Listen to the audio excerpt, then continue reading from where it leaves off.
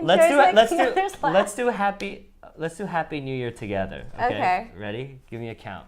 So 1, 2, 3, and then. Sure. Yes. Okay. Yes. 1, 2, 3.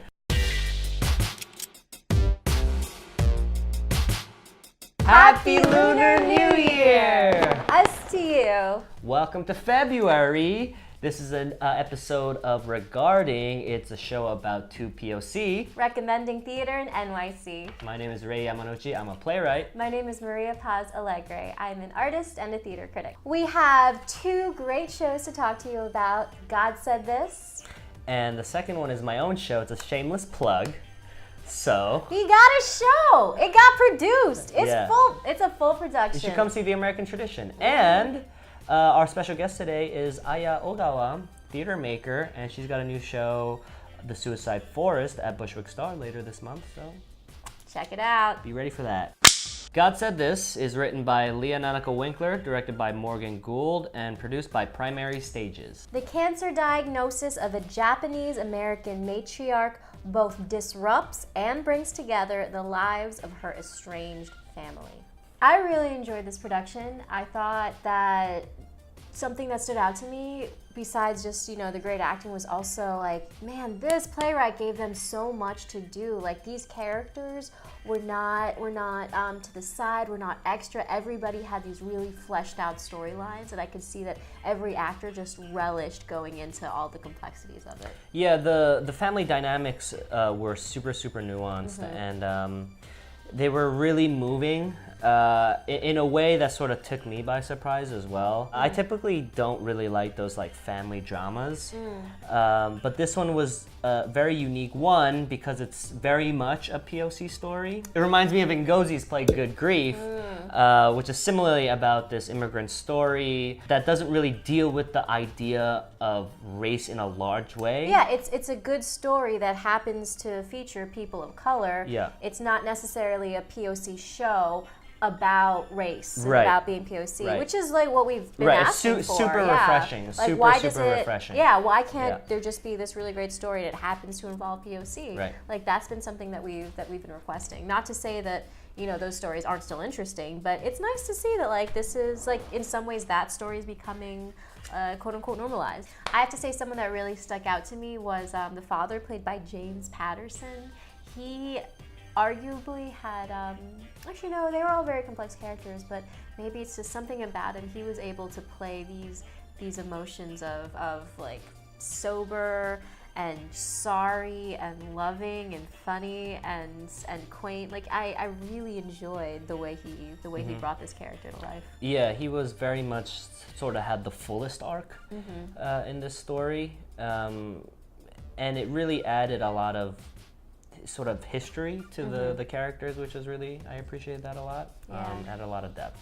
I think Akko too did an amazing job. Her comic timing is so good. Every line that was delivered in a way, she nailed it. Her rhythm was excellent. Right. And they're such polar opposite characters, but their acting sort of made sense for why they're an item. They complemented each other. Yeah, they really did, as actors. So it was really nice. Yeah. It was really, really nice. Another thing that is worth mentioning is that this play takes place in the same world as Kentucky, which is their first play that I saw at EST years ago, and I can't remember how long ago. All the characters are the same, and Satomi Blair actually is in the same role that she played in the other one. Yeah. So it was really interesting to watch that. So if you're a fan of Kentucky, then you absolutely have to see the show. Is it like a prequel, sequel? This is a sequel. This is 7 years after Kentucky. Oh, man, because I want to see Kentucky. Yeah, Kentucky's really great. Kentucky's super, super fun.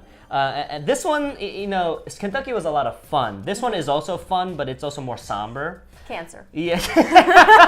It'll do that. Yes, cancer will do that to you. Yes, cancer will make you somber. Yeah, in terms of its emotional weight and sort of quality of theater and writing is the same. Yeah, and it's just really nice to live in that world, especially if you're a fan of Kentucky. I didn't know that, and that makes me so curious just because there were things that seemed kind of simmering. The cancer diagnosis happens. There are two daughters who are kind of estranged from each other. One daughter estranged from the family because of reckoning from the past, because of a bit of honestly domestic abuse. And so for that to be kind of seething, and then to know that there's a production that most likely like involves that and its full action, like that sounds really deep. Yeah. Okay. Well, it's sort of touched upon in Kentucky. Kentucky is more a story about Sophie and Hero, and it's more about their reconciliation. And this one was much more about the family. Okay. So it's like really interesting to see that sort of cohesion. I'm actually now hoping for like the third part of this. I want like a trilogy. 'Cause you can't just have a sequel, you need a trilogy. Hey. Yeah, the Kentucky cycle, man. Take it from Danye. Give the people what they want. Yeah, Trilogy. yeah. Mufoniso is right. doing her whole crazy trilogy, her whole cycle. So it's not too late. Keep it going, keep it going. God Said This is at the Cherry Lane Theater. It goes till February 15th. So definitely check it out. It's really worth good. seeing. Hey Ray, what other theater should we recommend? With no bias whatsoever. You should come see my show. It's called The American Tradition. It's at 13th Street Rep, and it's produced by New Light Theater Project. And it's going till February 16th. So you guys should come check it out. It would make a great Valentine's Day date. It would not, actually. It would be a horrible Valentine's Day date, unless your bae is like all about the wokeness and all about like racial issues in America. Then if that's not your bae, get a new bae. Yeah, possibly. That's what I gotta say. So Ray, what's it about? The play is inspired by the William and Ellen Craft fugitive slave story, which is this woman, this very light-skinned African-American slave who pretended to be a white slave owner and escaped with her husband to the north openly by train and steamboat. And so I took that story and I made this crazy Brechtian sort of farcical satire on modern racial politics. So it's fast-paced, it's intense, it's aggressive, and all good things. Yeah, and it's in your face. So you should come check it out. We go till February 16th, I feel like I don't want to talk so much about it, otherwise I'm being like way too much, too extra. But what's too extra? I think it's an important piece, especially now. So, we out here. We out here. Come through for your boy. 今回のゲストは監督、作家、役者、マルチタレントアーティスト、小川彩です。よろしく。Aya, Ogawa, thank you so much for coming on to our show. Welcome. Thank you for having me. Absolutely. So, you have a new project coming up. It's a show called Suicide Forest, written by Christine Hernali, which you are directing, and it goes up at the Bushwick Star in late February. So please tell us a little bit about that. The way I describe the play to people is that it's kind of like looking into Christine's uterus and then flipping it inside out. I know it's like so disgusting to think about it, but it is that disturbing of a play. And in fact, when she first sent me the script, I think she had submitted it for the Bushwick Star reading series, and so they offered her a slot, and she contacted me and was like, "I'm looking for a director for my show," and I was like, "Okay, email it to me." And I had never really had contact with her before. I'd seen her as a performer in many other people's shows, and I knew her as she had her own company. I knew her as a playwright and director. I assumed that she directed her own plays the way I do. So I wasn't expecting, I was surprised. And I read the play, and when I read the play, I wanted to vomit. It was really disturbing and disgusting, and there were so many things about it that just made me feel, it just was repulsive to me. And I was like, oh no, I don't think I can do this. This is not the world I want to inhabit. But then that was kind of the beginning of our relationship. We just started talking about her play and why she made these decisions and what she was trying to say and where she was going with it. And the more that I talked to her, we just found that we had a lot of resonance with each other. And I could see where she was trying to go with the play, or I could see kind of what the play wanted to become. And so that was really the beginning, and we spent the last 2 years working on it together.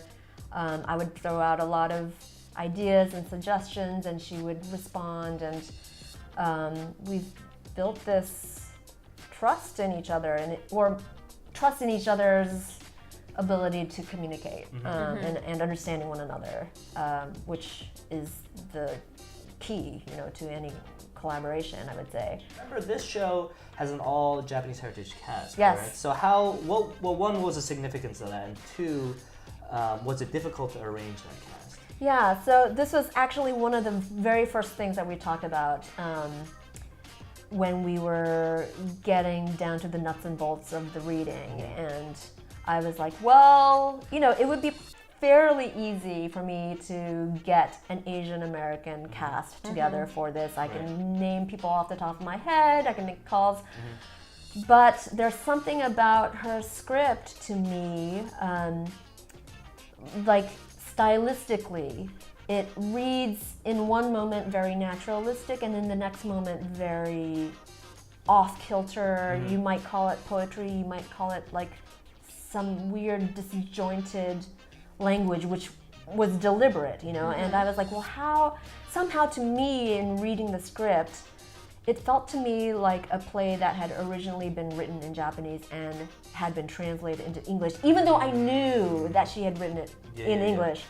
And I just thought that there was something there. Like, can we push into that dissonance rather than mask over it, And then I was like, well, what if we used Japanese heritage actors, and not even Japanese American actors, but Japanese heritage. Japanese is their first language, English is their second language. What would that voice do in lifting up the script? Like, where would that take us? So it was kind of an experiment, that first reading. Interesting. And that's kind of the direction we kept going in. So recently you did something at the Public that was a piece that you had written and you also performed in it. It was very autobiographical. I'm curious, when it's something that deeply personal, do you feel like it would be okay for other people to do as well, or do you have like a sense of ownership for this one? Yeah, I would say that not just for this play, which happens to be autobiographical, but for all of the plays that I have written and directed, I just think that nobody else is gonna do them. And like, it's kind of like I did them because no one else is gonna direct them, no one else is gonna produce them, so I'm gonna write it and direct it and make it happen. And it's a blessing and a curse, I am not a typical playwright in that sense of like, I'm gonna sit in my room and write a script and then take it around and hope somebody directs it and produces it. Like, I just don't have that. I don't think anybody will, and I don't.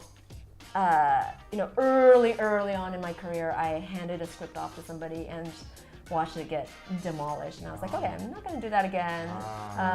And also because I actually started out as an actor in an ensemble situation where we all had agency over what characters, what stories we were telling, and kind of also compositionally. So it's really like, I don't compartmentalize what I do as like, this is, I'm writing now and I'm directing now and I'm acting now. It's just all kind of like an expression of myself as an artist.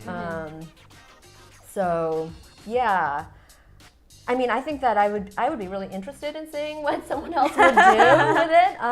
I just don't think that it will ever happen, I guess. Wow, okay. Yeah. Very interesting. So your work also uses a lot of multimedia and a lot of languages. Is Is this reflective of like your upbringing, or is this like why do you have that in your shows? Yeah, so I would say that the multimedia aspect of it is not for multimedia's sake. Like it's a tool. It's it's not like I have to have video in all of my plays. Like I could care less actually if there's video or not. But they happen to be the right tools for me to express the thing that I wanted to express in any given moment in any given play.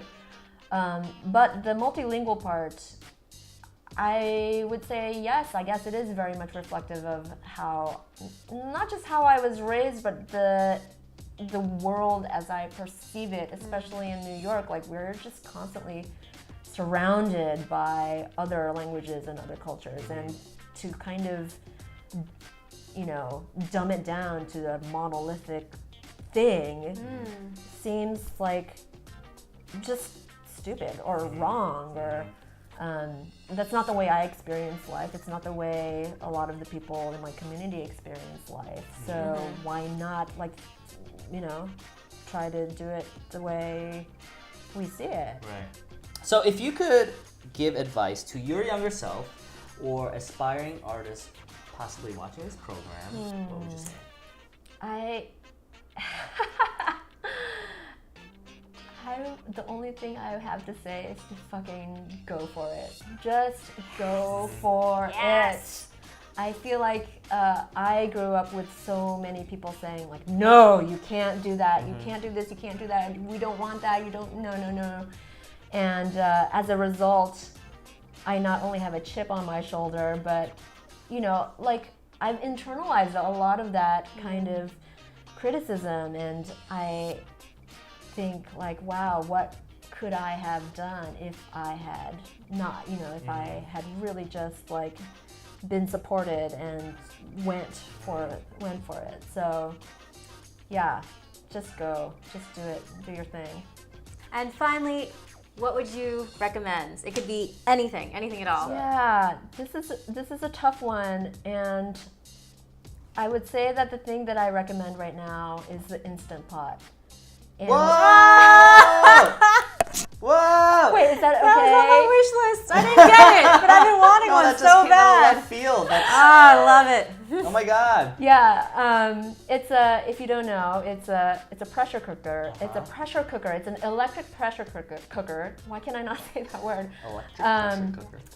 But yeah, it has really like simplified my life in an amazing way. Nice. Yeah. That's right. Put some ingredients, come home to a meal. Yeah, exactly. But also like make things that you ordinarily wouldn't make. You know. So yeah, it's changed my life. It's hard for me to recommend art. So don't. You don't have to. Forget you, Art. I got an Instant Pot. Man, if only we had a sponsorship, now we can say brands. I feel like we should now. Oh, actually, wait, there is one more thing that I would love to recommend. And this is, I mean, if speaking of sponsorship, like I would love to get the sponsorship for this. Yeah. This thing that I'm going to recommend, which is apple cider vinegar. Oh my god! Dude! Apple cider vinegar. Wait, Logan Vaughn literally, our last guest, Right. literally recommended the same Like, thing. a little fun thing, drink apple cider vinegar. It's Yo, this is a okay. conspiracy. This is the apple cider vinegar industrial complex. This is a conspiracy. Brought No to way, you two by guests apple recommending. cider vinegar. No, it's for real. Did you watch the rest? No, This is a conspiracy. This is bullshit. This is crazy. Or you should just listen to their advice. I'm on it. All right, I Maybe bought I it. gotta get Look, it. morning and evening. Do you just like take a shot of No, it? no, no, Someone no, said no, put no. it in tea or something, or a little bit of hot, warm water, honey. Yeah, and if you want to spice it up with some fresh grated ginger or some lemon, go for it. But no, I usually just a little bit of warm water, honey, and apple cider vinegar, the Bragg's kind with the mother, in the morning and in the evening, and you will not get sick. All right. Okay? that is Do awesome. it. Do it. Well, that's it. Cheers. Thank Thank you. you. Thank you Thank you so so much. お越しいただきありがとうございます。ありがとうございます。ありがとうございます。Thank you, Aya, for coming on. Make sure you go see your show Suicide Force at the Bushwick Star starting February 27th and it goes till March 16th. Come through. Go to Brooklyn for that. I don't really go to Brooklyn for anything, but I will go for that show. That should tell you something. I live in Brooklyn. I'll come to Brooklyn all the time. Let's go together. We'll go to Lucali's, have a good time, see a show. Perfect date. And extended interview I somewhere in this location. That here. NYC is the place to be. Right here, right here, right here. And as always, please like and subscribe. Please. It would mean so much to us. He It keeps does. the lights on. He keeps everything going. Come on. This is a labor of love. And hey, you know, new year, new you. New you. likes, new subs. Come on, baby. Yeah, spread Come the on. word. Happy New Year.